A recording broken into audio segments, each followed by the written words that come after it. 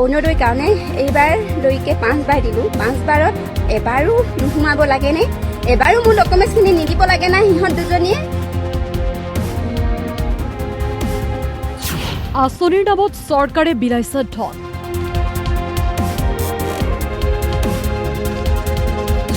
মহিলাৰ একাউণ্টত সোমাইছে হাজাৰ হাজাৰ টকা।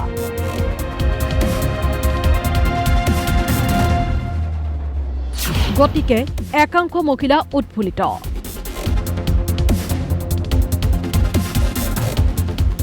পিছে এইগৰাকী মহিলাই কান্দিছে কিয়? শুনি লওক মহিলাগৰাকীৰ মুখেৰে সকলো কথা। অৰুণোদয়ৰ কাৰণে এইবাৰলৈকে 5বাৰ দিলোঁ। 5বাৰত এবাৰো নোসোমাব লাগেনে? এবাৰো মোৰ ডকুমেণ্টছখিনি নিদিব লাগে না সিহঁত দুজনীয়ে?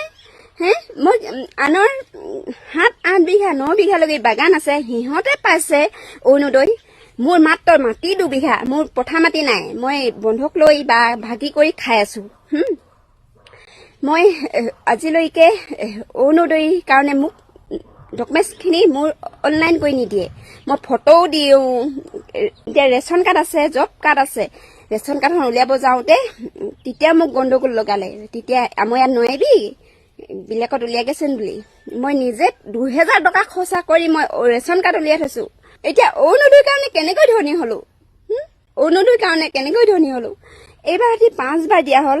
সুৰেণ ফুকনে কৈছিল, তাৰ অফিচত মিটিং হৈছিল, সেইদিনা গাঁও সভাৰ মিটিং হৈছিল। মই গৈছিলোঁ।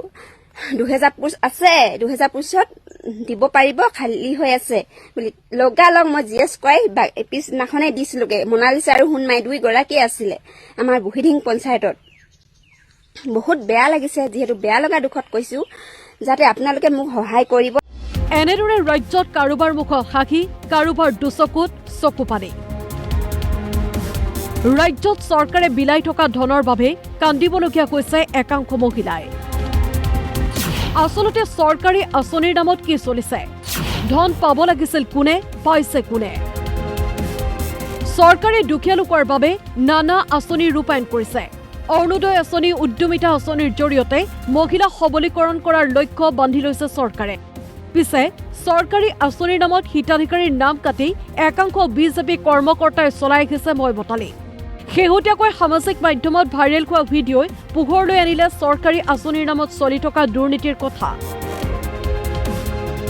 কেৱল এগৰাকী মহিলাই নহয়, ৰাজ্যৰ ইমূৰৰ পৰা সিমূৰলৈ ক্ষোভিত হৈছে বহু মহিলা। ঢকুৱাখানাৰ শিঙিয়াগাঁৱৰ 9 নম্বৰ ৱাৰ্ডৰ এই মহিলাগৰাকীয়ে অভিযোগ তুলিছে বিজেপি ৱাৰ্ড সদস্যৰ বিৰুদ্ধে। ৱাৰ্ড সদস্য ৰাতুল বৰুৱাই ৰেচন কাৰ্ড থকা মহিলাগৰাকীৰ নাম কাটি আত্মীয়ক অৰুণোদয় সুবিধা দিয়াৰ অভিযোগ। ভুক্তভোগী মহিলাগৰাকীয়ে ঘটনা সন্দৰ্ভত ঢকুৱাখানা আৰক্ষী থানাত দাখিল কৰিছে এজাহাৰ। এটা কল ৰেকৰ্ডিং ইতিমধ্যে হৈ পৰিছে ভাইৰেল। নহয়, কামটো মানে কি, কামটো আমি কৰি দিলোঁ, কিন্তু শেষ মুহূৰ্তত ফ্ৰিজ হ'ল নাই, সেই বস্তুটো চাবলৈ নাপালোঁ আমি দেই। দুধুমুধুৰত আছোঁ। মই লখিমপুৰত অফিচ টাইমত ফোন কৰিহে মই সেইটো কনফাৰ্ম কৰি দিম দেই। এইটোতো বহুত দিনৰ পৰা আপুনি কৰি দিমকে আছেচোন, কিমাননো চতুৱাই থাকিব আপোনালোকে? তেতিয়াহ'লে শুনক আকৌ, মই কথা এটা কৈছোঁ, তেতিয়াহ'লে আমাৰ ফাদাৰৰ 2জনী মাইকী। সেইবোৰ কথা নহয়। নহয়, শুনক, ছেকেণ্ড ৱাইফজনী এতিয়া আমাৰ ৰীতা চতিয়া হৈ আছে ন, তেতিয়াহ'লে তেওঁক লৈ আহোঁ। অৰুণোদয় আমাৰ ঘৰতে খাব তাত থাকি। তেতিয়াহ'লে ৰাতুলকে কিবা এটা কৰিম, মুঠতে বৌয়েকক আমাৰ ঘৰলৈ লৈ অহাটোৱে ভাল হ'ব বুলি ভাবিছোঁ। কি কৰা কৰি থাকিবা আকৌ, তোমালোকৰ কথা সেইটো। নিৰ্বাচনৰ পূৰ্বে মহিলাৰ মন জয় কৰিবলৈ চৰকাৰে লোৱা পদক্ষেপ বিপথে পৰিচালিত হ'ব নেকি? ২৬ৰ নিৰ্বাচনতে দেখা যাব ইয়াৰ প্ৰকৃত ছবি। News desk report DY365।